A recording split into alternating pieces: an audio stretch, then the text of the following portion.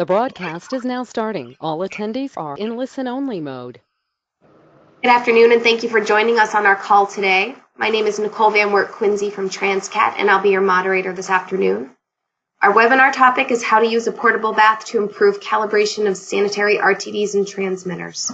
The topic is being presented by Michael Coleman from Fluke Calibration.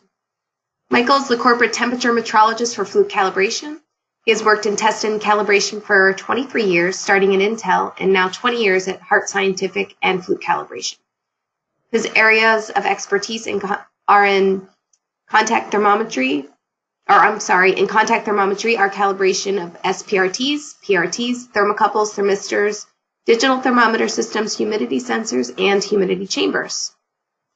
Mike is 25 technical manager of Fluke's primary temperature calibration lab in American Fork, Utah, supervising calibration processes. He also works with Fluke Design Engineering in the development of new Fluke temperature calibration products. He's presented technical papers at NCSLI, TEMP, actually I'm probably not saying this right, but TEMP, MEKO, Metrologia, which is in Brazil, SINAM in Mexico, and MSc.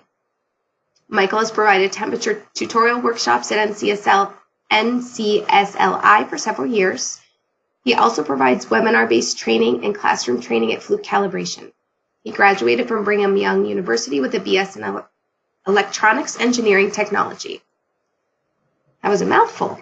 We expect today's presentation to last roughly 30 minutes, and then we'll open it up for question and answers at the end. During any time of the presentation, you can send questions through the question box to the right in your webinar controls. I also wanted to mention that the webinar is being recorded. You'll each receive a follow-up email with a link to the recorded webinar and the slides of today's presentation. At this time, I'm going to turn the presentation over to Michael. All right, thank you, Nicole, and welcome everyone that's joining us today. If there are any audio issues or anything, if I'm not coming through clearly enough or loud enough, please just send a text message in, and I'll try to get that fixed up. But hopefully you can all hear us okay. So yes, as Nicole said, we are here today to talk about how to use a portable bath to improve sanitary temperature sensor and transmitter calibration. So, this was the abstract, I guess you could call it, for today's webinar. And so let's jump in here. I appreciate the introduction, Nicole. And I'm here presenting from out of American Fork, Utah, which is just south of Salt Lake City, Utah. And this morning there was snow on the mountains just above where we live, so we're it's cold weather still this spring. And if you ever get a chance and you want to stop by and visit, you're welcome to if you're ever in the area. So okay, let's go over the introduction here. So there are several temperature source options available for calibrating RTDs, and the temperature source, when we say that, we mean a device that's able to provide different temperatures that are needed for calibration. And these are also used for calibrating transmitters, especially doing on-site work. So traditionally, we see a lot of our customers using calibration baths. So like the bath shown up in the upper right-hand corner here. These have really good uncertainty and technical performance, but they are slow to change in temperature because there's a lot of fluid inside the bath. And by the way, a calibration bath is a temperature source that uses stirred liquid. And the liquids will vary depending on the temperature range that the bath is being used at. They are also fairly difficult to transport because they're large and not necessarily always designed to be rolled around in a factory or somewhere. And of course, you also have to deal with, because you are using a fluid, that can be messy, especially if you're pushing the limits, the temperature limits of the fluid. And so the other category is dry block calibrators, and arguably this is the most common because they are quick and in response to, in changing temperature. They are small, very portable, but they always have larger uncertainties because you just can't get as good of performance out of a dry block. When we say dry block too, we are typically seeing a metal block with holes machined into it that are the test wells where probes are inserted, and so they don't have to use fluids, which is nice. They're nice and clean, but then you have to have an insert that fits perfectly with the sensor that you're calibrating. Otherwise, you'll have more errors, or the sensor has to go all the way fully inserted into the dry block to get into the optimal temperature zone. But sometimes you don't have sensors that will go all the way down to the bottom of the dry well, or the dry block. And then finally, we have a third category called Portable Calibration Baths, and these are kind of a halfway between the two we already talked about. They have better specifications because they use a fluid. Because of fluid, they can accommodate a variety of sensor shapes and sizes and lengths. They are quicker to transition in temperature than a calibration bath. Probably still not as quick as a dry well, but they are getting pretty close to the speed of a dry well. They can also have process electronics on board so that you can calibrate the transmitter or connect an RTD and do different work like that. You still are using fluids, so you have to deal with the fluids, but they are designed to be able to transport them with the fluids in mind better than like a calibration bath. So, all right. So when we talk about on-site temperature calibration, this is work that is done at the site of where the device under test is located, and oftentimes this is because the person doing the calibration needs to reduce downtime, or they just don't have the system doesn't allow for the instrument to be pulled out of the process line and brought into a laboratory for calibration. So they have to bring the calibration equipment to the site where the calibration has to happen. So when we talk about these types of measurement systems, the DUT, when we're focusing on temperature, is usually some type of RTD or a thermocouple. So an RTD is a resistance thermal device. A thermocouple is voltage based. Oftentimes they look the same. It's hard to tell just by glancing at them sometimes the difference, or which one is which. And often there's a transmitter head that's connected to the probe, and there's one showing up at the top of the screen. The transmitter head works off of converting the measurement of the RTD or thermocouple to a 4 to 20 milliamp linearized output that's measured on a current loop system, so it can be connected to a control room or some type of equipment set. Sometimes there are often lots of other types of systems that go into the other category, like a PLC maybe connected directly to a temperature sensor that's not using a 4 to 20 milliamp transmitter, or there is an oven or a chamber or a furnace, and these all use different schemes where sometimes the sensor can be moved around and it has a cable on it, or sometimes the sensor is mounted on the wall or at some location in the oven or the chamber. So you have all this variation. We're just trying to describe typical on-site temperature calibration scenarios, and in some cases you end up calibrating the RTD and transmitter as a system, where the RTD is integrated with the transmitter, and you calibrate them as a system. We'll talk a little bit more about that here in a moment. So some other things to consider when you're doing on-site work are the conditions. Do you have to work in a clean room, where you have to be very careful about what you can bring into the room? For example, medical device manufacturing is often done in clean room environments, or pharmaceutical. There are explosive atmospheres, or in other words, situations where there are gases or chemicals, things present that can be ignited if the instrumentation is not designed to be intrinsically safe. So you have to have specialized equipment for those scenarios. There are also always challenges with the non-instrument friendly environment, with things like heat or cold. People, you see in the picture here, sometimes you're out up on a rooftop, or you're out in a refinery location where you have all kind, weather conditions, or you have vibration and chemical exposure. And sometimes you have to be able to climb up stairs, catwalks, carry the equipment in a truck out to a remote site. So as you can imagine, people are doing calibration work in all kinds of interesting and complicated places. So we're going to talk a little bit more about some of the sensors that are found in these industrial settings. Here are pictures of several that are of the, well, I guess not, are all of them, maybe not all of them here are of the tri-clamp type, but we'll talk a little more about these. So first of all, we're going to focus in on sanitary temperature sensors. So these are temperature sensors that have a particular type of construction that allows them to be used in this system of fittings, and they are used in a lot of different manufacturing processes. They are very common in pharmaceutical and biotechnology. They come in all types of shapes and sizes.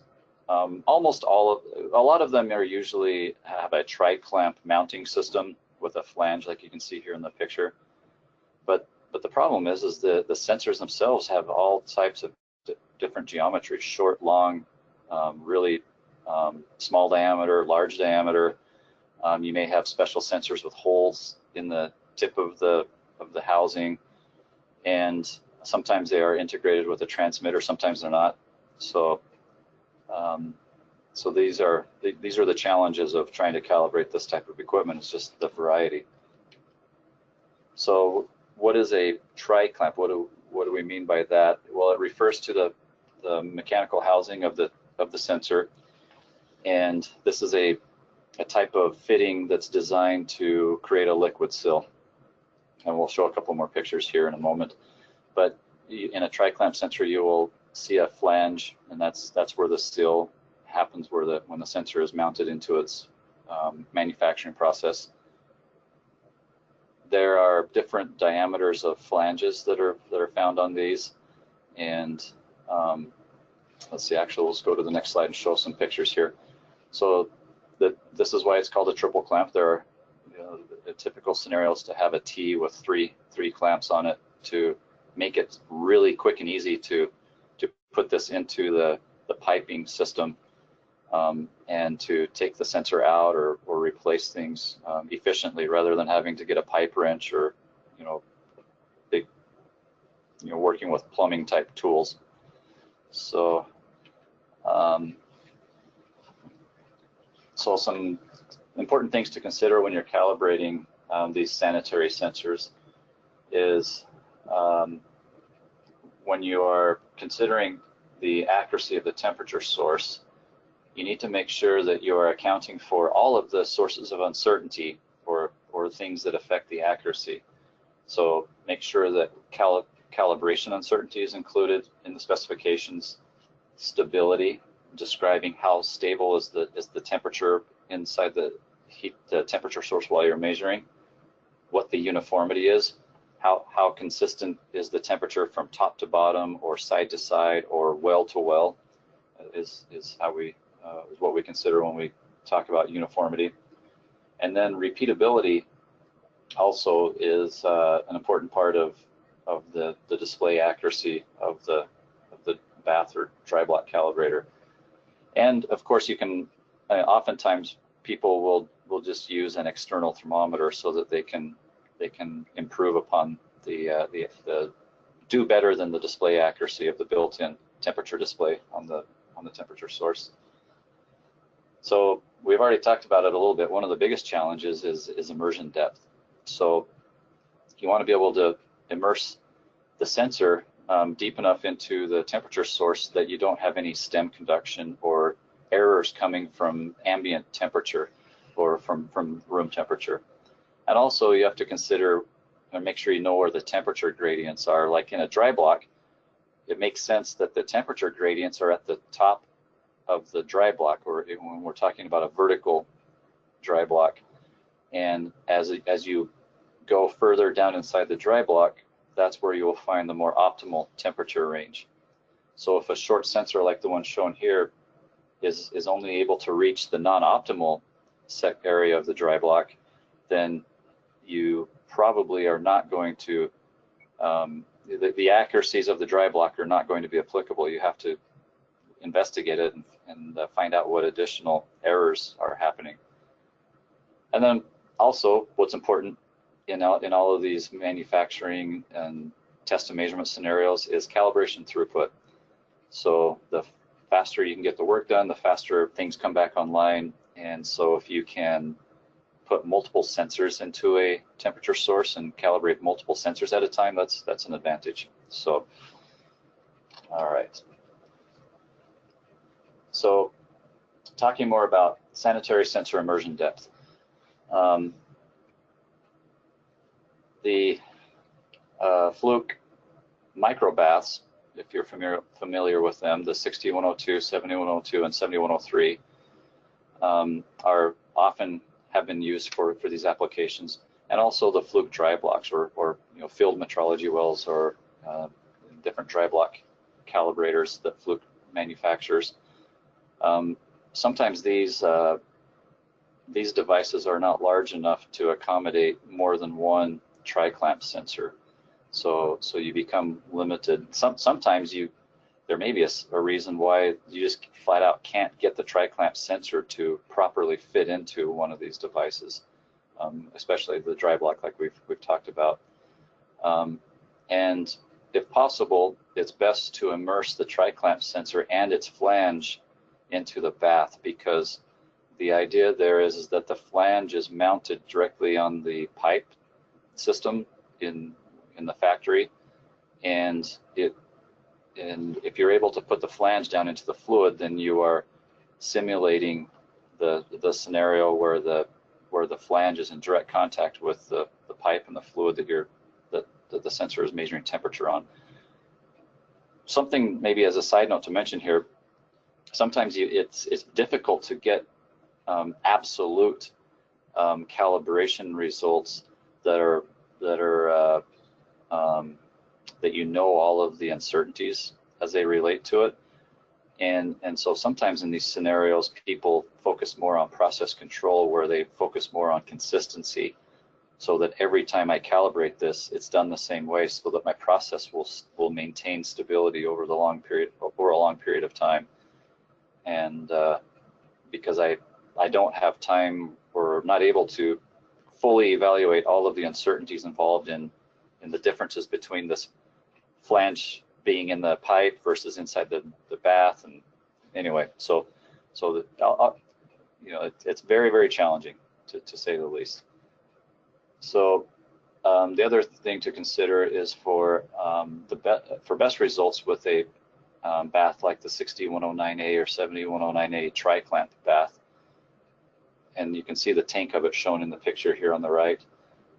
Position the sensor tip, if the tip is long enough, slightly above the bottom of the tank, so a little over a ½ inch above the bottom of the tank. If you immerse the sensor and it's long enough that the sensor tip touches the bottom of the tank, that can introduce some error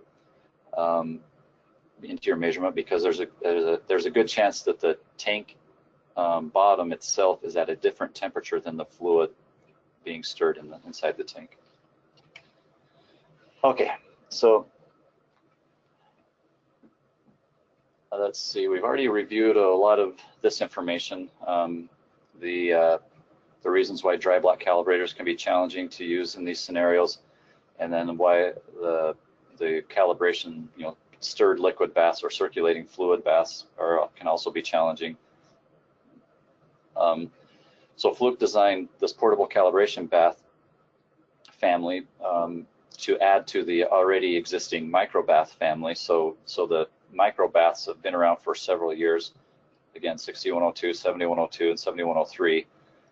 But we wanted to improve on that concept and make a much better portable calibration bath. And it is bigger and it's heavier, but it still is able to provide the functionality of the micro bath, but with better specs and more space, so that more sensors can be fit into it.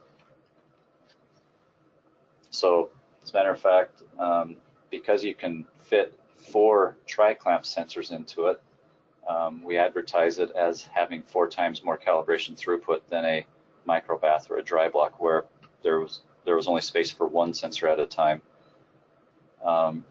There are 2 different models available with 2 different temperature ranges. The 60109A is heat only. There's no cooling ability in it, so that's why its temperature range varies from 35 to 250 degrees C. And the 70109A goes from -25 to 140. The display accuracy on both of these models is plus or minus 0.1 degrees C, and that's a 1-year or long-term accuracy that includes everything shown here: the calibration uncertainty, stability, uniformity, and repeatability. So it's comprehensive. You don't have to worry about adding other additional uncertainties to it, unless if there's a scenario where you have a unique measurement situation, and like we were talking about earlier, if for some reason you can't immerse the sensor completely or whatever, then you may have to add some more uncertainty to that display accuracy. The uniformity is excellent, 0.02 degrees C, and very good stability. So it works really nicely to work with a reference thermometer to significantly improve on the 0.1 degrees C display accuracy. And you can also, with the one with the P tools option, you can plug in an external thermometer that's better than the one that's built in to the unit, and improve specs that way also. So it's designed with stainless steel so that it can be cleaned with the kinds of chemicals required to clean these for clean room use. And being made out of stainless, it's more rugged and rust proof. So, all right, so now we're going to focus more on how to do some of this calibration work and the steps involved. So there are 2 main methods for calibrating sanitary sensors, and there may be some more methods. These are the two main methods that we see our customers using. One is leaving the DUT connected to the control system. So when you do that, you take the sensor out of the tri-clamp T and then immerse it in the bath, but the transmitter or the sensor stays connected to the control system or to the factory's display for that sensor. When it has reached thermal stabilization, then you record the temperature of the reference, and then observe the DUT temperature display, whether it's in a control room or mounted on a controller right next to the sensor, whatever the scenario is. The advantage here is that you're calibrating the entire loop. You're doing one calibration and covering potentially two instruments, the sensor and the transmitter, if that's the scenario, or the display that's reading the sensor. And so it's faster, but sometimes, well, the disadvantages here is that sometimes you have to have 2 people to help. You have to have one person in the control room looking at the display, the other person on site monitoring the bath, and also the other disadvantage is if there's a problem with the sensor or the transmitter, it's hard to tell from this measurement scheme if you have a problem and which component is contributing the problem. So the other methodology is disconnecting the sensor from the control system. You place the sensors in the bath and disconnect it from the transmitter. Then you connect the sensor to, there is an input. If you have the P board option on the tri-clamp, there is an input to measure an RTD or thermocouple. But if you're calibrating 4 sensors, then you would need to use a readout that's able to measure 4 sensors like the Super DAC. And similarly, when the sensors have stabilized in the bath, then you record the the temperature of the bath, and then also what you're reading off of the sensors. Then you can calibrate the transmitter separately, calibrate its 4 to 20 milliamp circuit using the built-in 4 to 20 milliamp calibration circuit in the bath. So when you're doing this, the advantage is one person can do the work, and you're checking both the sensor and the transmitter, making sure both are working correctly. But this is a slower process, and potentially you may have a scenario where the sensor data is not in units of temperature. It might be in units of resistance or voltage, but usually it's in temperature. So here's an example of using the 7109A to calibrate some sensors from -25 to 140 degrees C. We're going to calibrate them at 0, 70, and 140 degrees C.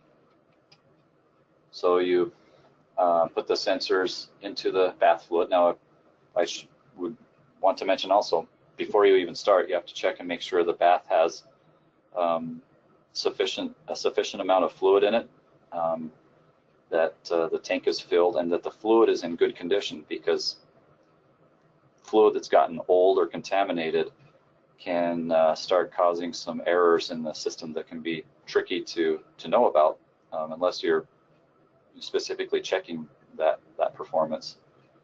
So I'd recommend even considering using a viscosity cup to occasionally check if you're using oil, for example, to make sure the oil still is maintaining the viscosity that you expect it to have. All right, so you put the probes in the bath. You can use a holding fixture like the one shown here. If possible, you immerse the sensors so that even the flange is in the fluid.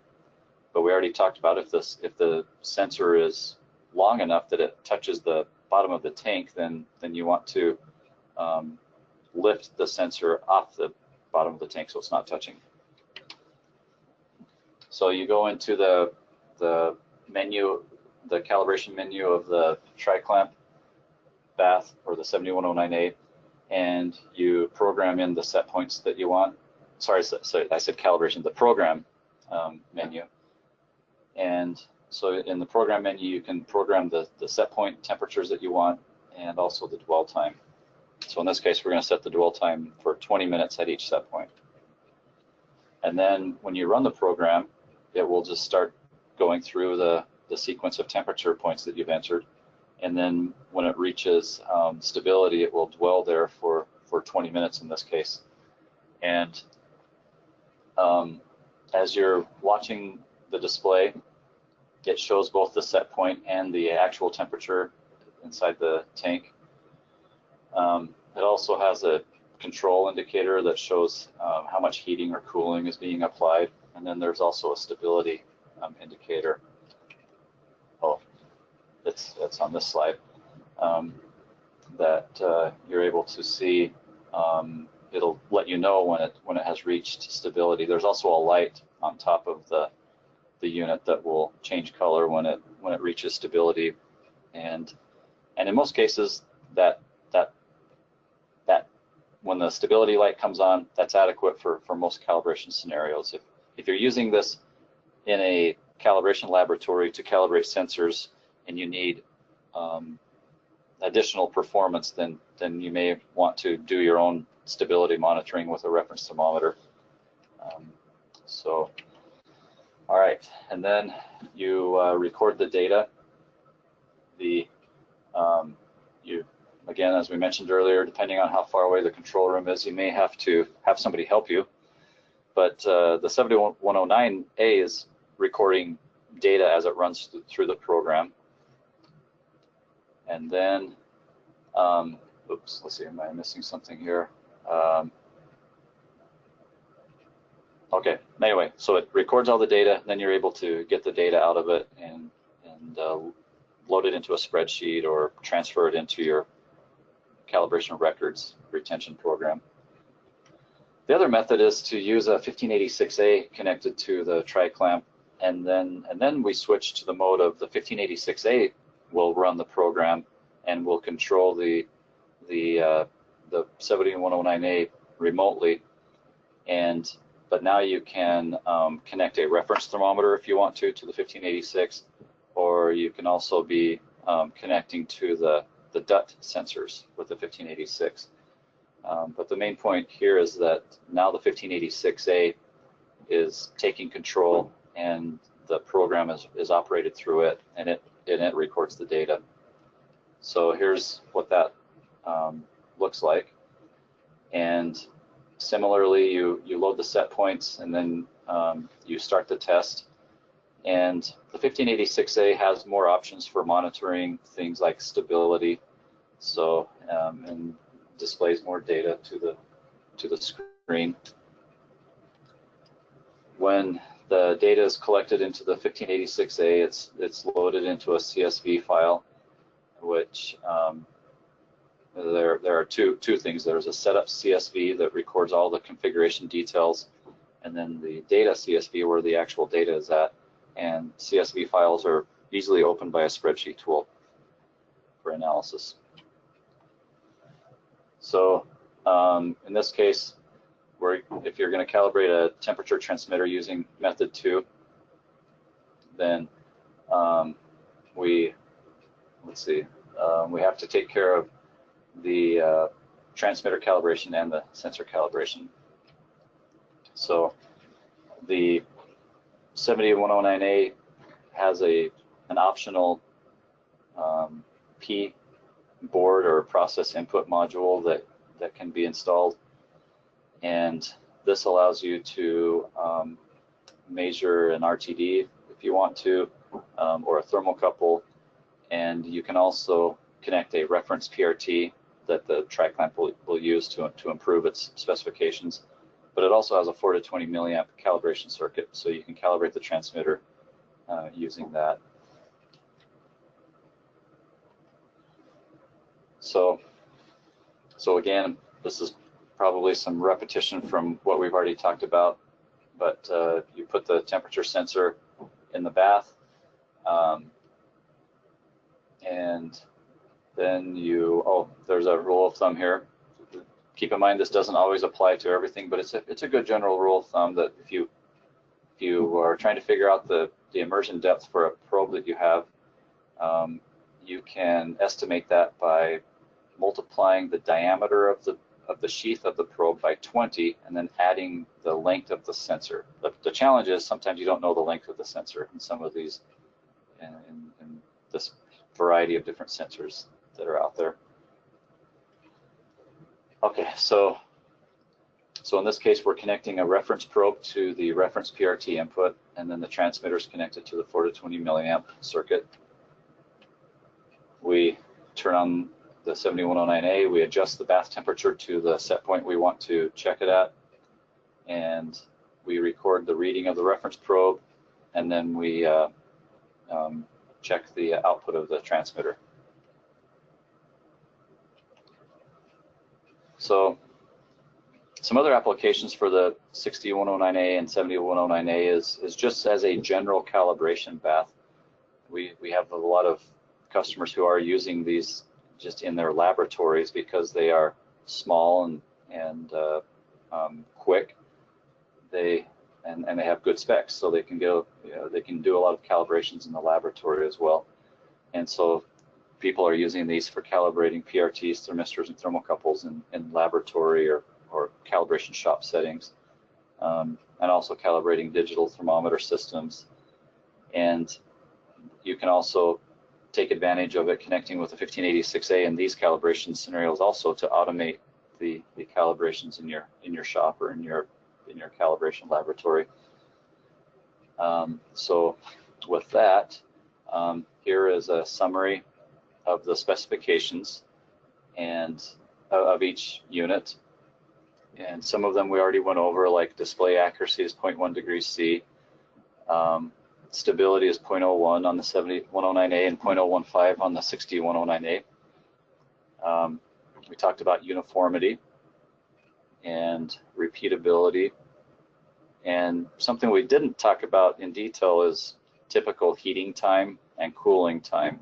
So here are some estimates of how quickly the unit will transition from, for example, 35 to 100 degrees C, and then oftentimes with a with a bath, you can heat fairly quickly. It's the cooling down that's the challenge, but these are designed to also cool very quickly. And typical settling time is 15 minutes for the 6109A and 10 minutes for the 7109A.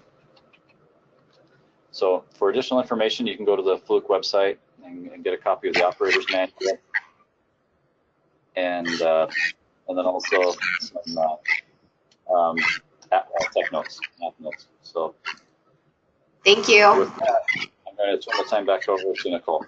Yeah, Michael, if you could go to one additional slide, there's a promo that you're running. Yep, there is a current promotion that's featured on our website, and we'll send details to everyone who registered for the webinar. But basically, you can get a free temperature probe, which is up to $1,300 value with purchase of a bath with a qualifying accessory. So it's a really good deal. And it goes, the details are on our website. I think it goes through the end of June. Okay, so now I'm going to open it up to the question and answer portion of the webinar. Here's our first question. Does the 1586A control other Fluke temperature calibrators like the metrology wells? Yes, yeah, the 1586A will control other Fluke temperature sources. Okay, and what kind of fluid is recommended for use in the 7109A? That's a good question, because part of it depends on what you are doing. Most of the time, I would say silicone oil is recommended, and keep in mind that in the user's guide or owner's manual, whatever it's called, it will specify that the specs apply using a particular silicone oil. I'd have to take a minute here and look that up really quick. But you can use it with other fluids as well, like alcohol or polycarbon or other things, depending on what your sensor is. But generally, though, we recommend using silicone oil with these. Okay, and what is the tank depth in the 7109A? Okay, now you're, let's see, I should have opened the manual. Let me see if I can grab that really quick here.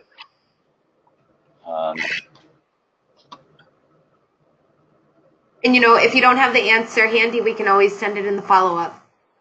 Okay, that might be a good idea. I should have remembered to have that available at my fingertips here. So if we have time, we're answering other questions. I'll be pulling it up. So okay, we'll send it out. So far, I have one more question. Let me see. Why do you recommend that the sensor flange is also immersed in the fluid? Okay, so we talked about that a little bit in the material. Yeah, it's always challenging when you're calibrating sensors like these. You always have to consider there are two general paths to go down. One is optimizing the calibration to get the best uncertainties possible, but that may set up a scenario where the calibration is not the same as the application where the sensor is used. So then sometimes you have to go down the other path where you optimize the calibration setup so that it simulates the application where the sensor is used. And so for example, normally when you take a sensor and send it off to a cal lab, they don't know what the application is, so they aim to make an optimal uncertainty scenario, and optimal immersion depth, and fluids, and etc. But if you're one of these folks working in a factory or in a pharmaceutical plant, and you understand the application, you may want to choose a calibration setup to provide consistency and good process control. And so the idea with the flange and the fluid is that we recommend that because that more closely simulates the way the tri-clamp is mounted into the tri-clamp system that is mostly at the same temperature, but there you may have reasons why the flange either can't touch the fluid because the probe's too long, or you don't want it to touch the fluid for some other reason. You work with the folks in your facility to decide that, but just something to consider and write into your procedure so that people know what to do and do it consistently. So hope that makes sense. Kind of on for a while. Yep, and that's it for questions that we received so far. So that concludes our time. If there were further questions that you'd like answered, you can feel free to reach out to me directly. You can also check us out on the website at transcat.com. My email is nvanwert@transcat.com. You'll receive that information in the follow-up. And thanks, everyone, for joining us today. Thank you, Michael. We hope you got something out of the presentation and that you continue to join us for future Transcat e-learning webinars. Thanks, everyone. And let me say one more thing. The tank depth is 6.1 inches. Oh, you found it. Okay, great. All right. All right, thanks, Michael.